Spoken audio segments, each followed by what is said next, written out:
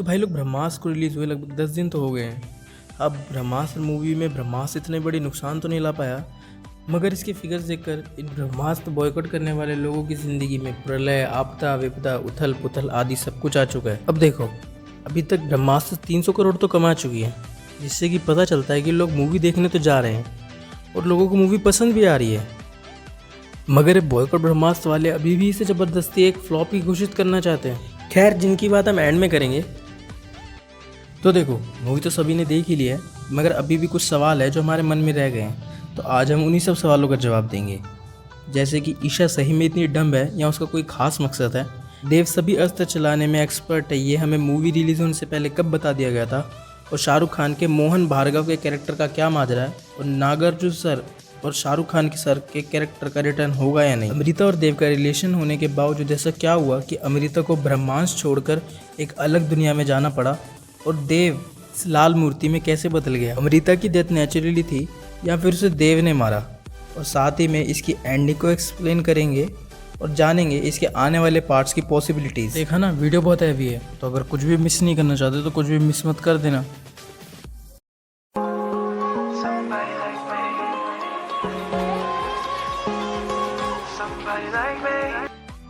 तो देखो, मूवी की कहानी तो सबको पता ही है, तो हम स्टार्ट करेंगे देव, अमृता और ब्रह्मांड की बैक स्टोरी से। तो ये कहानी शुरू होती है कई हजारों वर्ष पहले, जब कई तपस्वियों ने तपस्या कर ब्रह्म शक्ति को जागरूक किया, जिससे उत्पत्ति हुई दिव्य शक्तियों वाले अस्त्रों की। अंत में उत्पत्ति होती है सभी अस्त्रों में सर्वश्रेष्ठ ब्रह्मास्त्र की, जिसमें स्वयं ब्रह्म शक्ति समा जाती है। और इन्हीं सब अस्त्रों और ब्रह्मास्त्र की रक्षा करने के लिए ये ऋषि मुनि कहलाते हैं ब्रह्मांड। इसी तरह ये इन अस्त्रों ब्रह्मास्त्र के गार्डियन बन गए, जो कि पीढ़ी दर पीढ़ी आगे चलकर बदलते रहे, जैसा कि हमने मॉडर्न एरा यानी मूवी में भी देखा। अब आते हैं मॉडर्न टाइम में।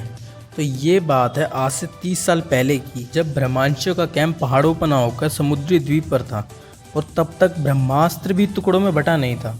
और भैया, उस समय उस आश्रम में था एक शिष्य जिसका नाम था देव, जिसने सबसे पहले महारत हासिल करी अग्नि अस्त्र पे।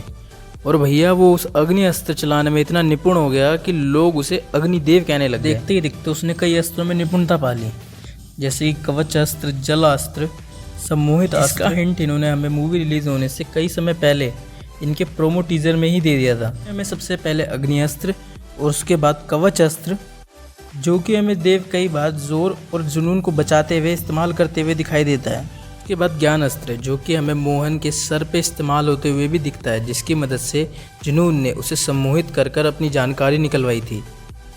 और उसके बाद जलास्त्र और सबसे ऊपर ब्रह्मास्त्र, जिससे हमें ये पता चलता है कि उसके अंदर ब्रह्मास्त्र को पाकर ब्रह्मदेव बनने की चाह जाग चुकी है। और भाई लोग, देव ब्रह्मास्त्र और ब्रह्म शक्ति को पाने की कोशिश में एक हद तक कामयाब भी हो चुका होता है, लेकिन उसका ये मकसद कामयाब होने से पहले उसे रोकती है अमृता, जो कि देव को ब्रह्म शक्ति प्राप्त करने से रोकने के लिए ब्रह्मास्त्र के 3 टुकड़े कर देती है। और देव और अमृता के बीच इस लड़ाई के बाद वह द्वीप भी पानी में नष्ट हो जाता है, और जिसकी वजह से सबको लगता है कि देव और अमृता मारे गए। और जिसके बाद हम हमारे बिग बी को बताते हुए देखते हैं कि शिवा और कोई नहीं, देव और अमृता का ही बेटा है। देव और अमृता, जो कि नॉट सो कोइंसिडेंटली हमारे ब्रह्मास्त्र डायरेक्टर अयान मुखर्जी के पेरेंट्स का नाम है। अब देखो, यहाँ आती है मेरी एक थ्योरी। तो अमृता और देव की लड़ाई के बाद अमृता ने जब देव को हरा दिया, तो अपने बेटे शिवा को इन सब पछड़ों से बचाने के लिए वह ब्रह्मांड और इस दुनिया से दूर एक अलग दुनिया जाकर रहने लग गई। अगर अमृता ने देव को उसी लड़ाई में हराकर मूर्ति में बदल दिया था, तो आगे चलकर अमृता को किसने मारा? क्योंकि अगर देव मूर्ति बन चुका था, तो हम यहाँ पर क्लियरली इस अग्नि में देव की एनर्जी को देख सकते हैं। और अमृता के इस जलने वाले सीन को देखकर कुछ लोगों का कहना था कि अगर अमृता एक जलास्त्र धारक थी, तो वो जलकर कैसे मर सकती है? तो देखो, मेरा मानना है कि देव ने उस आखिरी लड़ाई के टाइम पर ही अमृता से उसका जलास्त्र ले लिया था, जो कि हम मूवी की एंडिंग में देव के वापस जीवित होने पर उसके हाथ में देख सकते हैं। जिसमें गौर करने वाली बात यह है कि ये जलास्त्र अभी भी ब्लू कलर यानी अमृता की एनर्जी में ही ग्लो कर रहा है, जिसका अर्थ ये है कि देव ने ये जलास्त्र अमृता की परमिशन से ही लिया था, क्योंकि ये अस्त्र तभी करप्ट होते हैं जब वह अस्त्र सामने वाले को हराकर उससे लिए जाएं। चलो, मूवी की एंडिंग पे भी बात कर ही लेते हैं।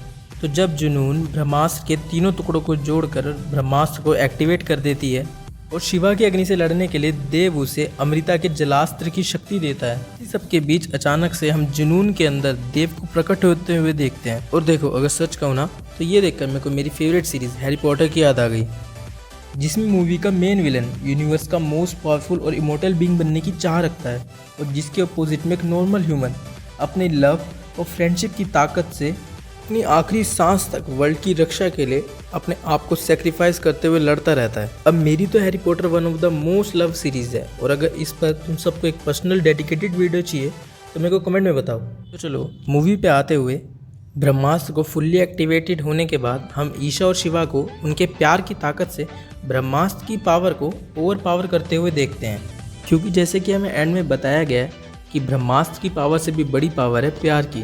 तो चलो भैया, अब उन उड़ती उड़ती खबरों की बात कर लेते हैं जो इस टाइम मार्केट में खूब आग पकड़े हुए हैं। तो भाई साहब, जिसमें सबसे ऊपर नाम आता है आलिया भट्ट के कैरेक्टर ईशा का। यार मेरे को कोई सच में प्लीज़ बताओ कि क्या ये बंदी सच में इतनी डम्ब है या ये हमको चूतिया बना रही है। यार पहले तो मेरे को लगा था कि इस बंदी को मूवी में सिर्फ देवा देवा और केसरिया करने के लिए ही रखा है, लेकिन जब मैंने धीरे धीरे इस पर गौर करा तो मेरे को ऐसा फील हुआ कि इसका इंटरेस्ट शिवा में कम और इस ताकत, इन अस्त्रों और इस ब्रह्मास्त्र में ज़्यादा है। और एक सीन में तो हमें ईशा के हाथ में वही रिंग दिखती है जो हमें अमृता के हाथ में भी दिखी होती है। अब देखो यार, ये तो मेरे को कोई गलती नहीं लगती। मेरे को तो पक्का विश्वास है कि सेकंड नहीं तो थर्ड पार्ट आते आते हमें ये पक्का पता चल जाएगा कि ईशा पे कोई अस्त्र है और उसे शायद देव ने ही शिवा की पावर को जानने के लिए भेजा होगा। अब देख लो भाई, अगर केसरिया करता रहा ना इसके साथ तो मैं डेफिनेटली कह रहा हूँ आगे चल के ज़रूर पक्का कोई कांड करेगी। तो भैया सब शाहरुख खान के इस मोहन भार्गव कैरेक्टर के बारे में जानना चाहते हैं। तो ये सच है कि ये कैरेक्टर शाहरुख खान की स्वदेश मूवी से लिया गया है, पर ये कंफर्म बताना कि क्या ये वही स्वदेश वाला मोहन भार्गव है, ये अभी पॉसिबल नहीं है, क्योंकि इसके सेकंड पार्ट में जब हमें देव और अमृता की बैक स्टोरी दिखाई जाएगी तो उसमें हमें इस कैरेक्टर को ना दिखाया जाए, ऐसा नहीं हो सकता। क्योंकि भैया शाहरुख खान को फिर से इस रोल में ना कास्ट करना उनके जीवन की सबसे बड़ी गलती साबित हो जाएगी और वो ये जानते हैं। और इसके ऊपर शाहरुख खान फैंस के लिए सोने पे सुहागा तो ये है कि इस मोहन भार्गव के कैरेक्टर की पॉपुलैरिटी को देखते हुए इसके क्रिएटर्स ने इसके लिए एक स्पिन ऑफ मूवी का भी अरेंजमेंट किया है। तो अब तुम लोग कहोगे कि भैया ऐसे कैसे हो सकता है, शाहरुख खान के कैरेक्टर को तो हमने अपनी आंखों से मरते हुए देखा है।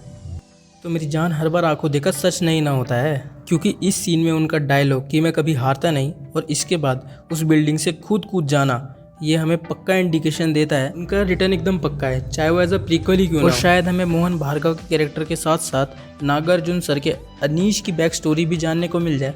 और इसकी हाइप बढ़ाने के लिए, इसके यंग वर्जन के लिए क्या पता ये लोग नागार्जुन की रियल सन नागा चैतन्य को ले आए।